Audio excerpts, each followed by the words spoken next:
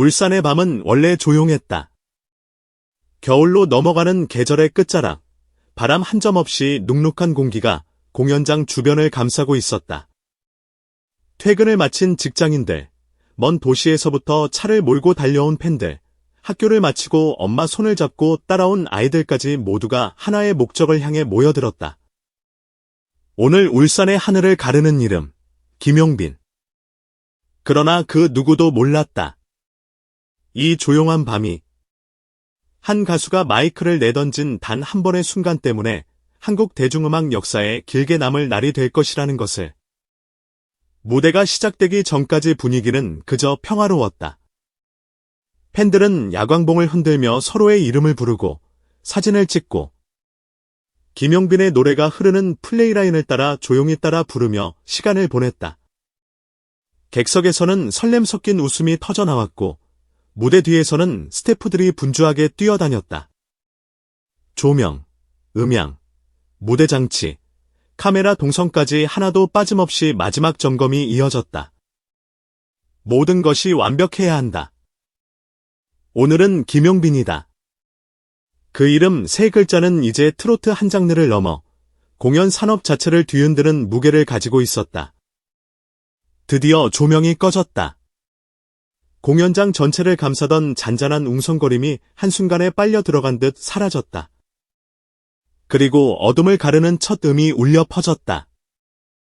관객석 여기저기서 짧은 비명이 터져 나왔다. 그 비명은 공포가 아닌 환호였다.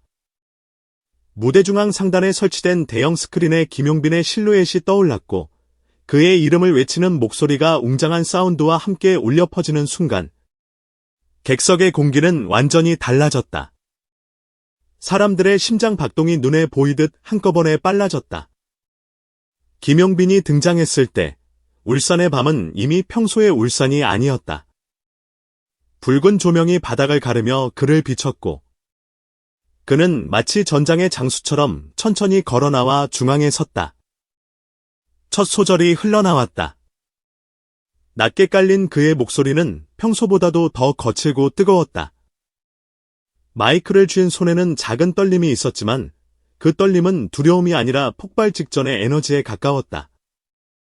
그의 노래는 시작부터 관객들의 가슴 깊은 곳을 찔렀다. 음정 하나하나가 울산의 공기를 흔들었고 박자마다 야광봉이 파도처럼 일렁였다. 그런데 그날의 김용빈은 평소와 달랐다. 그는 단순히 프로페셔널한 무대를 보여주는 가수가 아니었다. 무대 위를 휘젓고 손끝으로 공기를 찢어 가르며 눈빛으로 객석을 지배했다. 그를 향해 쏟아지는 조명보다 더 강렬한 건 그의 눈동자였다.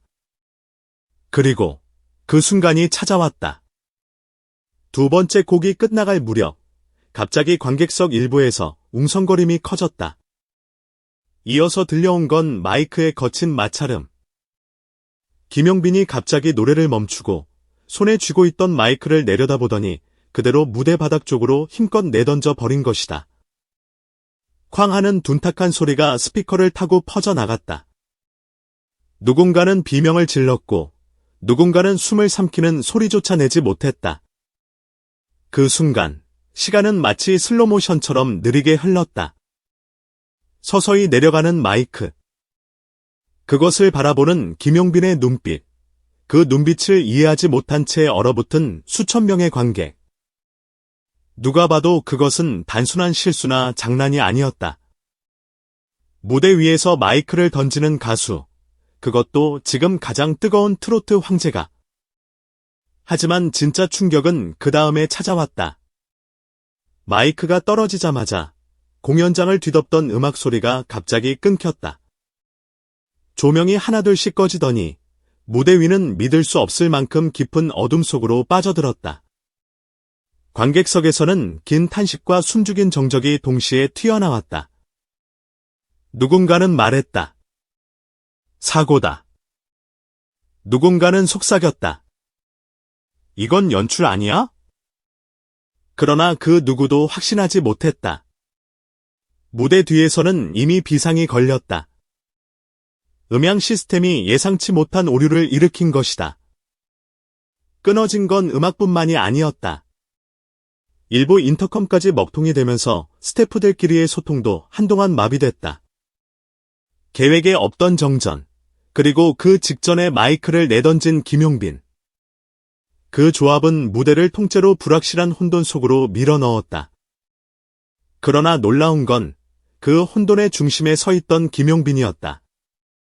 대부분의 가수라면 당황의 뒤를 돌아보거나 무대를 급히 떠났을지도 모른다. 하지만 그는 가만히 서 있었다. 어둠 속에서도 그의 실루엣은 또렷했다. 관객석에서 쏟아지는 수천 개의 스마트폰 불빛이 그를 에워싸고 있었기 때문이다. 그는 마치 그 빛들 하나하나의 숨소리를 듣는 듯 조용히 호흡을 가다듬었다. 그리고 믿기 힘든 일이 벌어졌다. 음악도, 조명도, 마이크도 없는 그 순간, 김용빈은 갑자기 생목으로 노래를 시작했다. 아무 반주도 없는 맨 목소리였다. 그런데 그 맨 목소리가 울산의 공기를 뚫고 나갔다. 사람들은 숨을 멈추고 그의 입술만 바라봤다. 스피커 없이 들리는 그의 음성은 오히려 그 어느 때보다 더 생생하고, 더 거칠고, 더 뜨거웠다. 어디선가 누군가 울기 시작했다. 울음소리는 옆 사람의 숨죽인 흐느낌과 얽혀 공연장 곳곳에서 진동처럼 번졌다. 조명은 꺼져 있었지만 김용빈의 목소리는 어둠을 찢고 나와 교회 종소리처럼 사람들의 가슴을 두드렸다. 무대 뒤 스태프들은 필사적으로 시스템을 복구하려 했고 결국 몇 분 뒤 조명이 다시 살아났다. 프레임이 돌아온 순간 관객들이 본 것은 믿을 수 없는 장면이었다. 무대 중앙, 조명이 다시 켜진 그 자리에서 김용빈은 이미 눈물을 흘리고 있었다. 그 눈물은 과장된 연기나 계산된 쇼의 일부가 아니었다.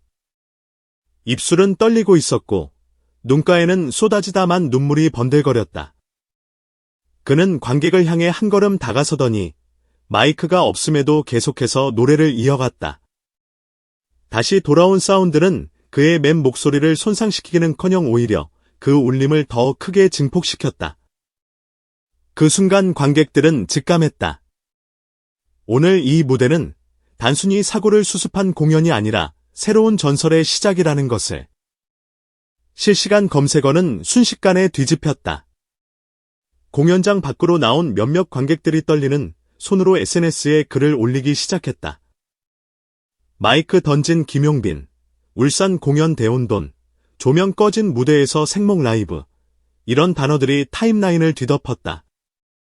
각종 포털 사이트의 실시간 검색어에는 김용빈, 울산 공연, 마이크, 무대 사고, 눈물 같은 키워드가 연달아 상위권을 차지했다.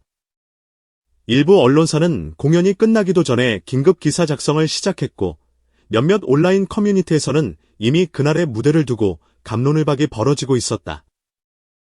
누군가는 이를 무책임한 행동이라 비판했고 누군가는 말도 안 되는 프로의식의 승리라고 칭송했다. 그러나 한 가지 사실만큼은 모두가 인정했다. 그날 울산의 밤, 무대 위에서 폭발한 에너지는 평범한 사건이 아니었다는 것. 하지만 진짜 이야기는 무대 뒤에서 시작됐다. 공연이 끝난 뒤 땀과 눈물, 그리고 관객들의 환호에 잠겨있던 김용빈은 대기실로 돌아오자마자 한동안 말을 잇지 못했다. 숨을 고르며